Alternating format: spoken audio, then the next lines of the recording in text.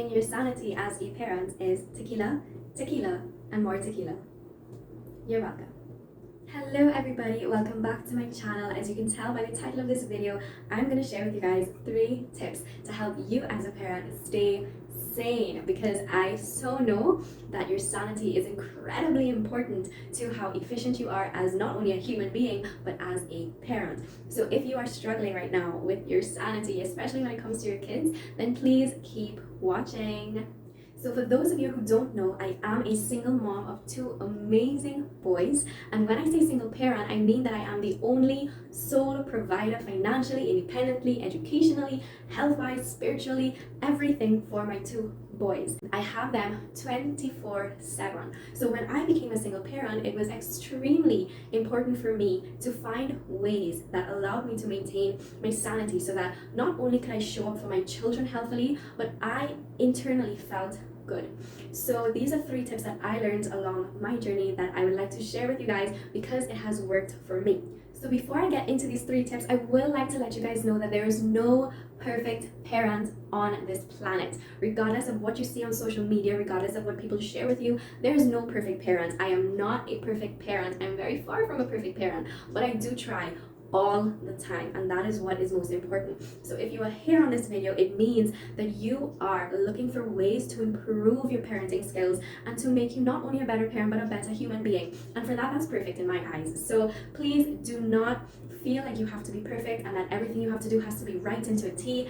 I am a perfectionist and I'm working on that, and it's really difficult for somebody who pays attention to every little detail. When it comes to parenting, it can be really frustrating because if something doesn't go the way you had it planned, it could literally make you have a panic attack. So please release and let go that you have to be perfect or that your parenting style has to be perfect. Every family, and when I say family, I mean parents, children, whatever your dynamic is, every family is different and your children desire different things. So please don't think that you have to have this perfect cookie cutter parenting style, okay? So let's get into these 3 tips. So my first tip is to self-partner.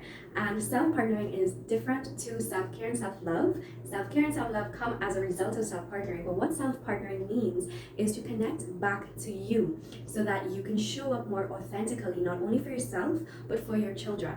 If you're in a state of constant frustration and stress and anxiety and worry and fear, that vibration is completely different to that of love and happiness. So you cannot give your children love and happiness if you're in a feeling of frustration and fear. So it's extremely important for you to find a way to connect back to yourself, your true authentic self, so that your natural state of happiness and adventure and joy and deliciousness can come through. Look at our children. Our children are always happy. They're always full of energy and they want to do something new all the time. They're spontaneous, okay? And that is because they are so much more connected to their true self than we are. If you feel like your energy levels are depleted, and you may say, oh, it's because of my job, it's because of this, and it's because of that. That's not the case. It's really because you're just a little disconnected from who you are. Because when you connect back, you are going to have this burst of energy because you're connected to that life force. So I highly recommend finding ways to connect back to you. And a really simple way to do this is meditate. Meditate 15 minutes on a morning, okay? Before you start anything in your day,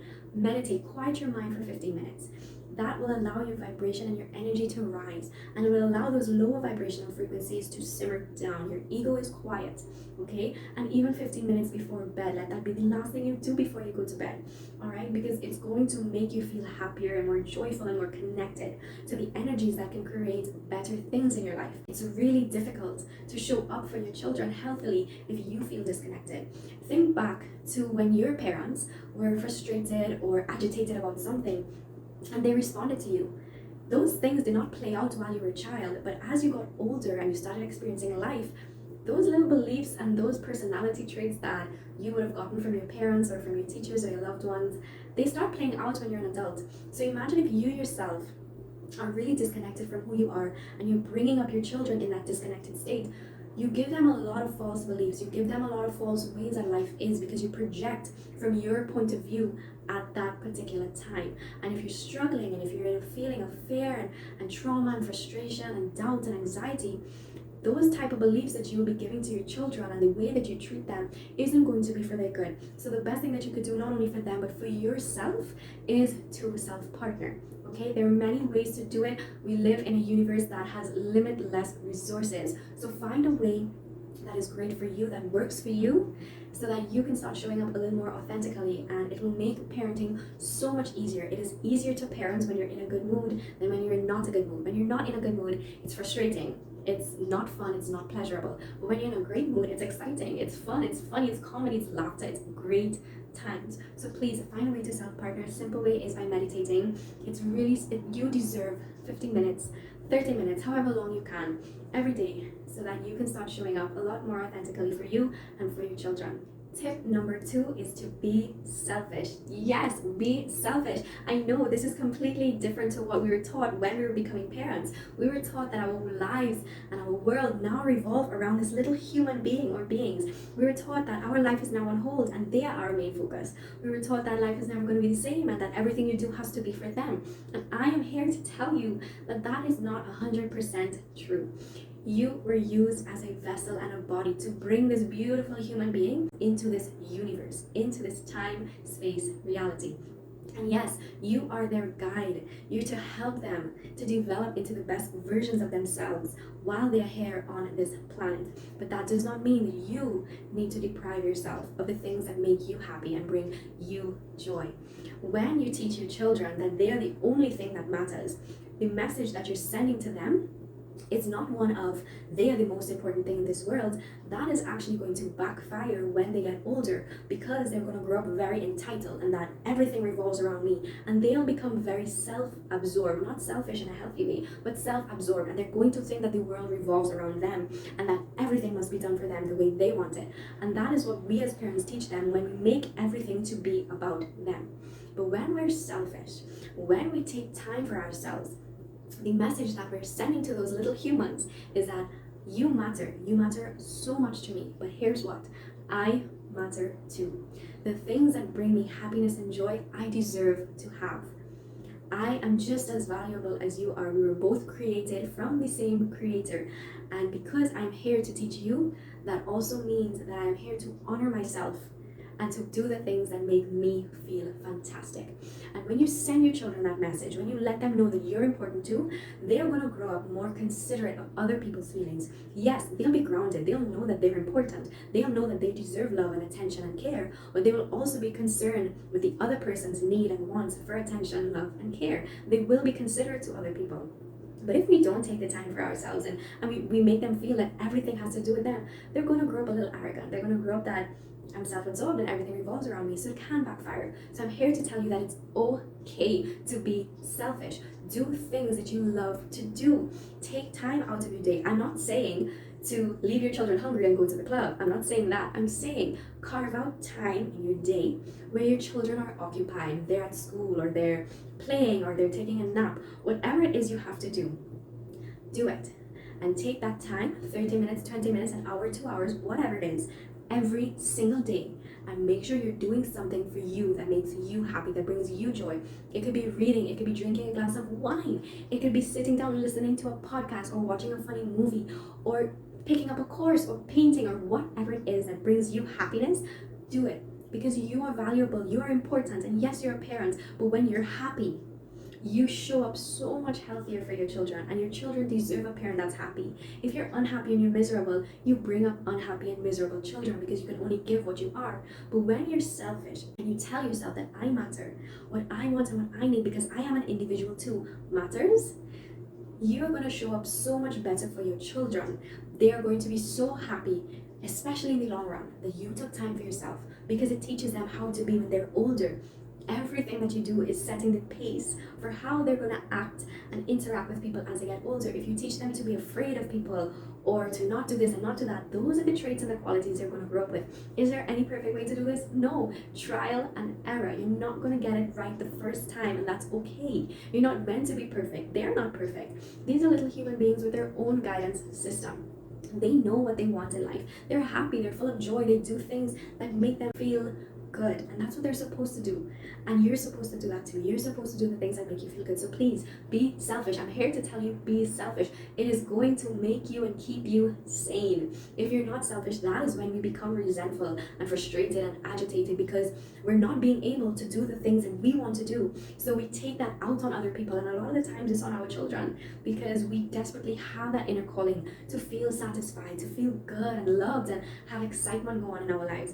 And when we're not being selfish and when we're not doing that, we can get really agitated, and that's how we treat our children. We'll end up treating them and kind of resenting them, even if we don't feel like it. On the inside, we'll resent them because we will put the blame and say, because of you, I can't do these things and I can't feel good, which is not true. You have all right to be selfish. So please do it. Do the things that you love so that you can show up so much more healthier. Tip number 3 is self-care and self-love. Now, please know that these two are not going to happen if you don't self-partner and start connecting back to yourself. And here is why.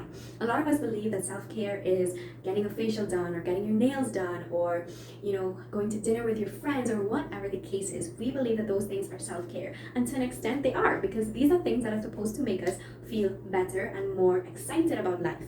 Now, if you're not doing inner work, you will find yourself going to get your nails done and complaining to the nail technician about all the problems in your life.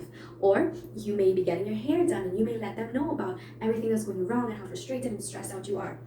These acts are supposed to make you feel better, okay? So if you're finding that you're spilling out the things that are going so wrong in your life, then that self-care is not working for you. And what you need to do is you need to kind of reevaluate how come this isn't feeling right for me? And a lot of the times it's because you have stuff going on that you haven't addressed yet. Because I guarantee you, when you address it and you go and you get your nails done or you go and you get your hair done, you're not just going to feel good for the next hour or two. You're going to feel great for an extended period of time. These acts are bonuses to when you feel good on the inside. And when you start loving yourself and caring about how you feel and making how you feel a priority, you show up healthier for your children. Trust me, I have cooked meals when I was not in a good mood, when I wasn't taking care of myself, when I was not loving myself, and those meals came out like garbage. But when I'm happy and full of love for myself and I'm excited about life, I make the best meals ever. My children are like, Mom, you're the best cook. And it's really because I take time for myself. I make sure that, yes, I do my little mini facials, I do my skincare routine, I'll go get my nails done, whatever it is that I do to make me feel fantastic and care about myself. But I also practice loving myself by setting boundaries, by explaining to my children why I've said no. I don't just tell my children no, I explain to them why. They're kids, they need to understand what's going on, they're learning the world. So if they're not an adult where if you say no, no is no, they need to accept and understand where mom or where dad is coming from and set boundaries. Let them know what is in alignment with your morals and your values, okay? Because you're teaching them how to set boundaries for themselves. But if you're someone that you have no boundaries, you don't know how to say no, you don't want to step on their toes, you don't want them to throw a tantrum, so you're just kind of people pleasing, then you're going to bring up children with no boundaries and they're going to be people pleasers. They're going to want to be saying yes to everybody, and a lot of the times it does not end them up in a good situation. So self-love and self-care is also setting boundaries, is knowing what you want, is expressing to your children why things are certain ways, but you're coming from a place of love and care. You're not coming from a place of fear and anxiety and projecting that onto them. So it's very important to have step 1 and 2 completed, so that when you do your self-care and you're practicing self-love, it's efficient, it works. Getting your hair done will feel so great, taking a walk in nature will feel refreshing. But when you're in a state of being really pissed off and anxious, doing those things, you're just going to vomit it out onto the person that's with you there. So doing that inner work makes that outer work so much more pleasing and pleasurable. So it's so important. Self-care and self-love, taking that time for yourself, is incredibly important. You deserve it. You deserve good things in your life. When you're a parent, your life is not over. And a lot of us believe that it's not. Your life, if anything, is reborn, it's restarting. You're learning to do things differently because you have these little human beings looking up to you. And they're so much more connected to themselves. And sometimes when you just look at them, you can see how sometimes they don't make something a fuss. If something falls or something does this, they go and they find something else. They find solutions pretty quickly. And if they can't, they ask for help. And we as adults and parents, we find that difficult to do. We find it hard to sometimes ask for help, and it's okay. It is okay to ask somebody, hey, can you watch my kids for me so that I can do X, Y, and Z for myself? It is okay to do that. And if you have somebody in your life who's not supporting that, find somebody else. And I'm not talking about a partner only. I'm talking about if you don't have supportive family who is not helping you out, find another way. There's always a way when you're looking for it. So those are my 3 tips to help you keep your sanity. partner, so that when you're connected to your authentic self, you show up healthier, you're happier naturally. And when you're happy and you're in a high vibration, insanity can't live there. Be selfish. Take a trip or something without your children. Do something for you when it's just you and you, or you and somebody you care about. Self-love and self-care are so important. These three all combine together and they will help you to maintain your sanity. I'm speaking from experience.